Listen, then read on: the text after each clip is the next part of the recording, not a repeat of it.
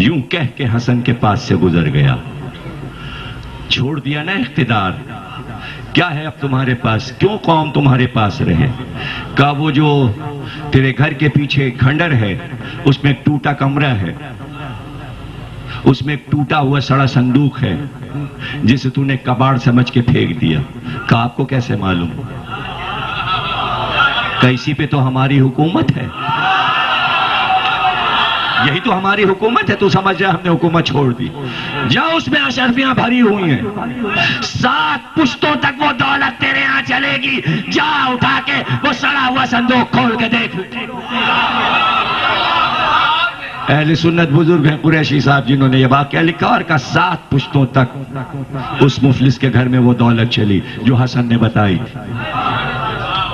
قرآن ہے, اہل بیت. یہ قرآن ہے, یہ اہل بیت. یہ کون ہے؟ یہ اس کو کس نے جانے دیا؟ کہ یہ خود نہیں, راستہ ملتا جائے گا. کیوں؟ ہم تو بادشاہ تھے, ہم تو گئے حجر اسود چومنے.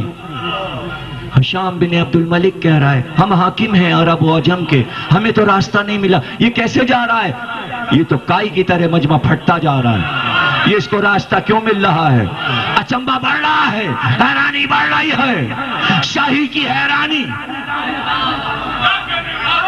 اور پیچھے کوئی موجود ہے جواب دینے کے لیے, وہ بول رہا ہے. فرزدق کی آواز اس کے کانوں میں آ رہی ہے. اس کو کون روکے؟ یہی تو اس گھر کا مالک ہے, اس کا اپنا ہی تو گھر ہے, اس کا پہچانا ہوا صحن ہے, جیسے کوئی اپنے گھر کے آنگن میں چلتا ہے.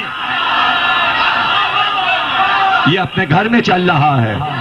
یہ کوئی تیرا گھر ہے, یہ کوئی تیرے باپ کا گھر ہے, یہ تو اس کے باپ دادا کا گھر ہے, یہ تو اس کا گھر ہے. اسماعیل اس کے جد تھے. یہ اسماعیل کا چشم و چراغ ہے, یہ ابراہیم کا نور نظر ہے, یہ زمزم کا بیٹا ہے, یہ میزاب کا بیٹا ہے, یہ رکن کا بیٹا ہے, یہ مقام کا بیٹا ہے, یہ خانہ کعبہ کا بیٹا ہے, یہ صفا کا بیٹا ہے, یہ عرفات کا بیٹا ہے, یہ مشعر الحرام کا بیٹا ہے, یہ علی کا نور نظر ہے, یہ فاطمہ کا لخت جگر ہے, یہ حسین کا بیٹا ہے, یہ علی بن الحسین ہے, یہ زین العابدین ہے, یہ سید الساجدین ہے. اسی کا جد گیا وا ثم دنا فتدلی فکان قاب قوسین. یہ وارث کعبہ ہے, یہ وارث قرآن ہے. حاکم بننا بہت آسان ہے, وارث قرآن بننا بہت مشکل ہے. جو حق بات کہہ دے اس کو سزا دے دو. ہم تجھے قید میں ڈال دیں گے تو تو اور دے کیا سکتا ہے قید کے سوا؟ حکومتیں قید دیتی رہی, آل محمد رہا کرتے رہے. صرف قید خانوں سے نہیں آزاد کیا, جہنم سے آزاد کر, اور ابھی آزاد کریں گے, یہ آزاد کریں گے. کل میں سورہ بنی اسرائیل کی آیت پڑھ چکا کہ مقام محمود,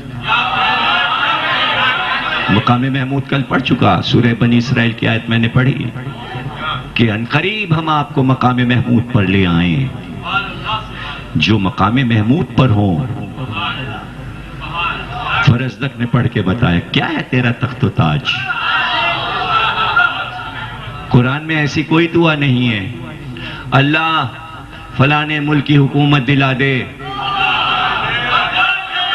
اللہ میاں خلیفہ وقت کو وہاں فائز کر دے. کہاں فائز کر دے؟ مقام کا معلوم ہو جب نا. یہ کہو کہ اہل محمد کے مقام کا پتہ ہے, قرآن نے بتایا مقام محمود, مقام محمود. بس تمہاری دعائی تو رہ گئی تھی, دعائیں مانگتے زندگی گزر رہی. اپنے لیے بھی دعا مانگو, پیغمبر کے لیے بھی مانگو, سب کے لیے دعائیں کرتے رہو جن کی وجہ سے دعائیں قبول ہوتی ہیں. ان کے لیے تم کیا دعا مانگتے ہو؟ یہ تو قدرت نے دعا اس لیے منگوائی ہے تاکہ محشر میں حجت تمام ہو جائے, تم بہانہ نہ کر سکو. کہ ہم نے تو دنیا میں کبھی مقام محمود کا نام نہیں سنا تھا، یہ کہاں ہمیں سجدہ کروایا جا رہا ہے؟ تو اللہ اس وقت کہے گا کہ سجدہ بلندیوں میں ہوتا ہے، پستی میں نہیں ہوتا، پستیوں میں نہیں ہوتا۔ امام وقت بتائیے، یہ نیت کرتے وقت تکبیر کیوں رکھی؟ کانوں پہ ہاتھ کیوں جاتا ہے؟ اور یہ قیام کیوں ہے؟ اور رکوع ایسے کیوں رکھا گیا کہ گردن کو آگے کیا جائے؟ اور یہ سجدہ کیوں رکھا گیا؟ اس کی کیا تعبیل ہے؟ اور یہ سجدے سے سر کیوں اٹھایا جاتا ہے؟ اور پھر دوسرا سجدہ کیوں ہوتا ہے؟ اور پھر سلام کیوں ہوتا ہے؟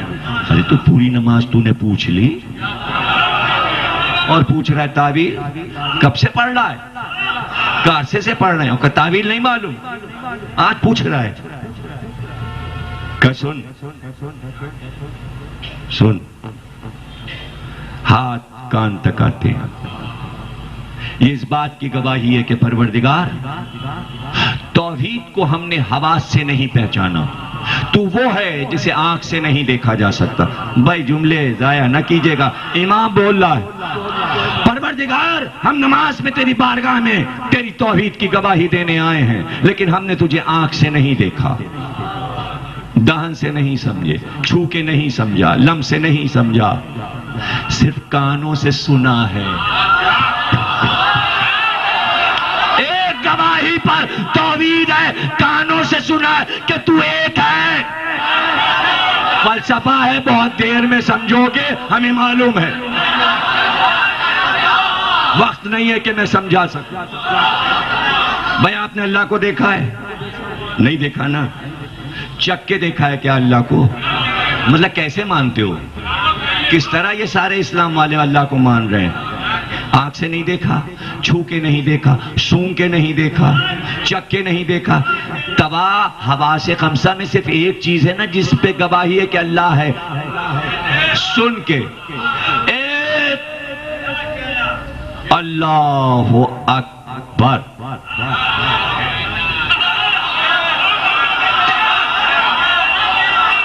یہ گواہی دو کانوں نے گواہی دی نمازی کے لیے کہ یہ نمازی ہے اور اللہ کو مانتا ہے، اس لیے کہ کان سے سنا۔ خطبہ غدیر میں رسول اللہ نے کہا علی میرے دونوں کان ہیں۔ پڑھ لو، پچھلے سال خطبہ پڑھ چکا، آپ کے پاس فوٹو اسٹیٹ ہے، تقسیم کر چکا۔ کا قیام کا مطلب یہ ہے کہ ہم حاضر ہو گئے تیرے دربار میں، دنیا کو چھوڑ دیا، اب ہم آئے۔ رکوع کا مطلب یہ ہے کہ تجھے اس طرح مانا کہ ماننے میں یہ گردن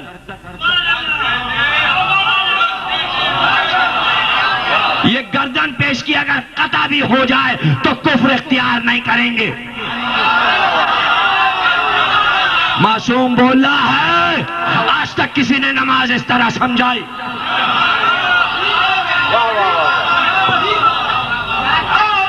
رکوع اور کا سجدہ اس لیے کہ زمین کی طرف گئے اور زمین سے کہا تجھی سے تو نکلے ہیں، تجھی سے تو پیدا ہوئے۔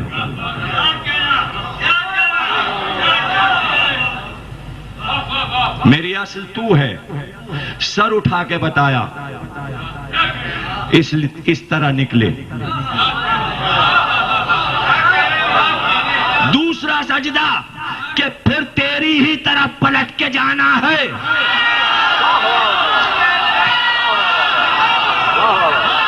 بھائی دیکھنا، اور آخری سجدے سے پھر اٹھنا، اٹھ کے بتایا کہ پھر دوبارہ تجھی سے پھر آخرت ایسے اٹھنا۔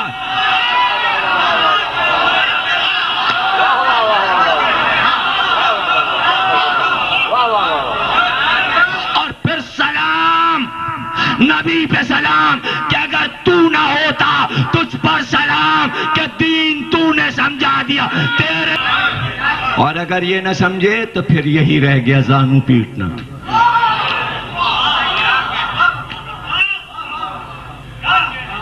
دیکھا آپ، پہلی تقریر سے اب تک کہہ رہا ہوں کہ قرآن میں اوقات نماز تو ہیں. کیا یہ جو ابھی امام کے اقوال سنا ہے یہ قرآن میں ہے؟ ڈھونڈ ڈالو قرآن میں. فلسفہ تعویل نماز قرآن میں کہاں ہے؟ سجدہ، رکوع، قیام، سلام، تشہد. اس لیے قرآن کے ساتھ اہل بیت کو چھوڑ.